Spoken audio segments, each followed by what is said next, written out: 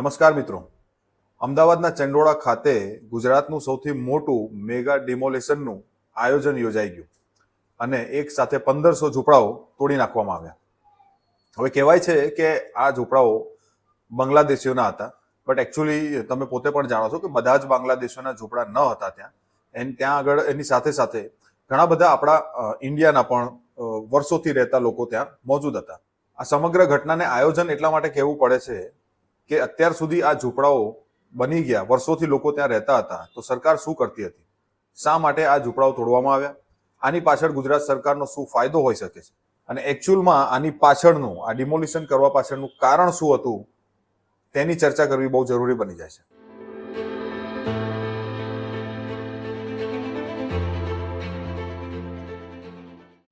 હું દીપેનસિંહ આપનું સ્વાગત કરું છું અમારી યુટ્યુબ ચેનલ જાગો ઇન્ડિયા ઉપર, જ્યાં આપણે જાણવાની કોશિશ કરીશું આ ચંડોળામાં થયેલા ડિમોલિશન પાછળ એકચ્યુઅલ ગુજરાત સરકારની શું મનસા હતી.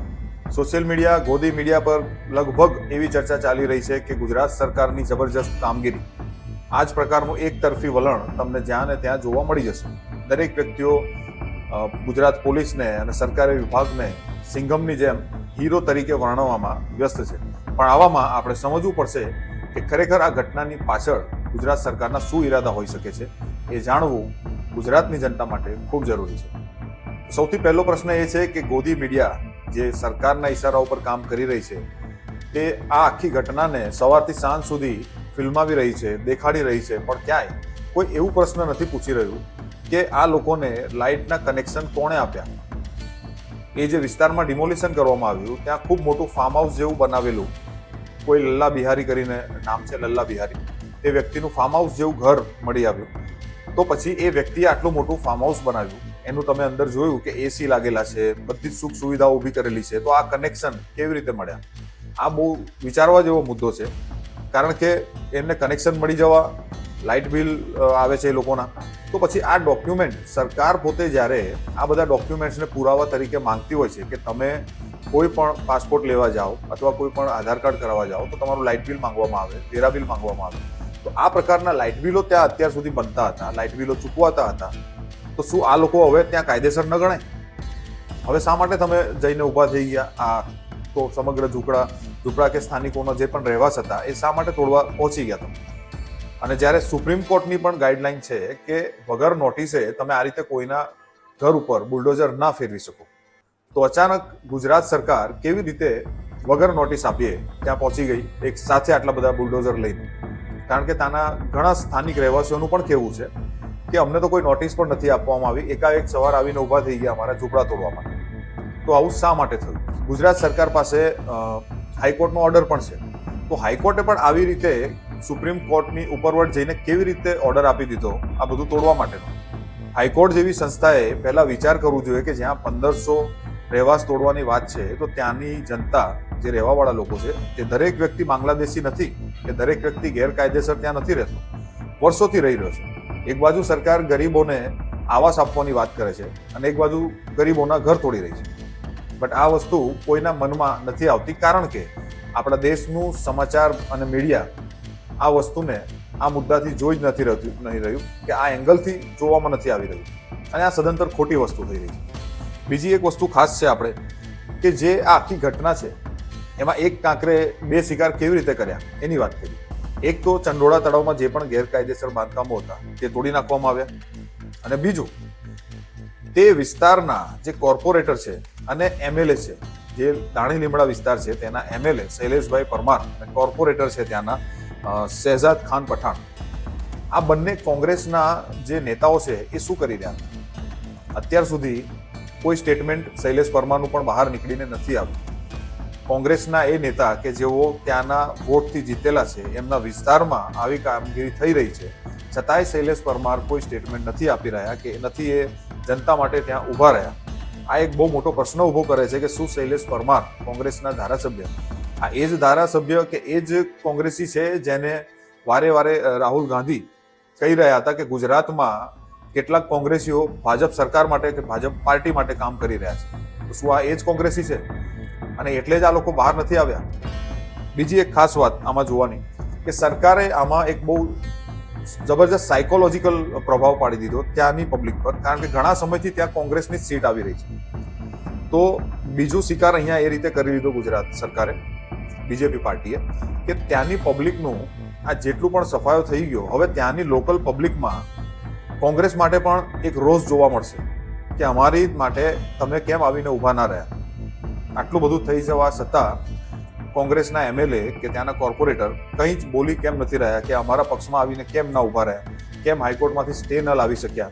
તો આ એક ક્યાંક ને ક્યાંક મોટો રોષ ત્યાંના લોકલ પબ્લિકમાં જોવા મળી શકે છે અને ત્યાંની પબ્લિકને ભાવનાત્મક રીતે એક પ્રભાવ છોડી દીધો આ લોકોએ કે કોંગ્રેસ તમારા માટે નથી, જેથી નેક્સ્ટ ટાઈમ 2027ના ઇલેક્શનમાં ત્યાંની જે સીટ છે એ બીજેપીને મળી શકે, કારણ કે ત્યાં કરીબ 42% વોટ શેર એ સીટમાં મળેલો છે કોંગ્રેસને અને એના આધારે કોંગ્રેસે ત્યાં જીત દર્જ કરાવી છે. તો હવે આ એક જબરજસ્ત સ્ટ્રોક ખેલી લીધો છે.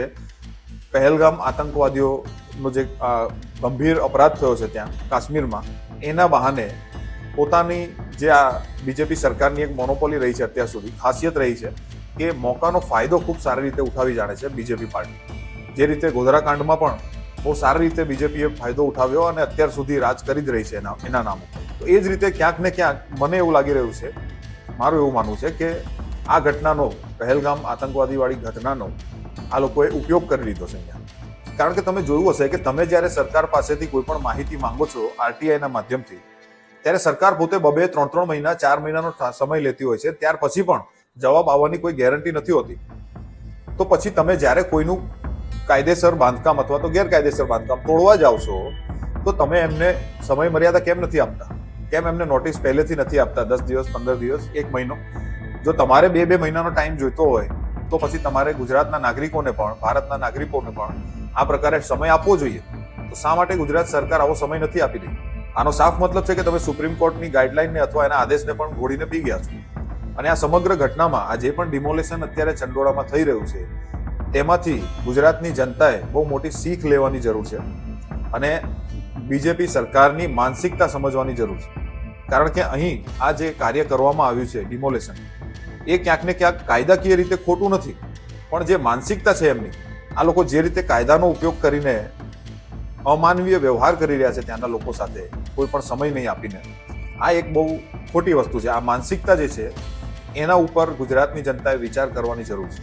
કારણ કે આજે આ ગરીબોનો વારો છે, કાલે ઉઠીને કોઈ બી સામાન્ય વ્યક્તિનો વારો આવી શકે છે અને ત્યારે પણ આવી રીતે ઉડાવ જવાબ બીજેપી સરકાર આપી શકે છે.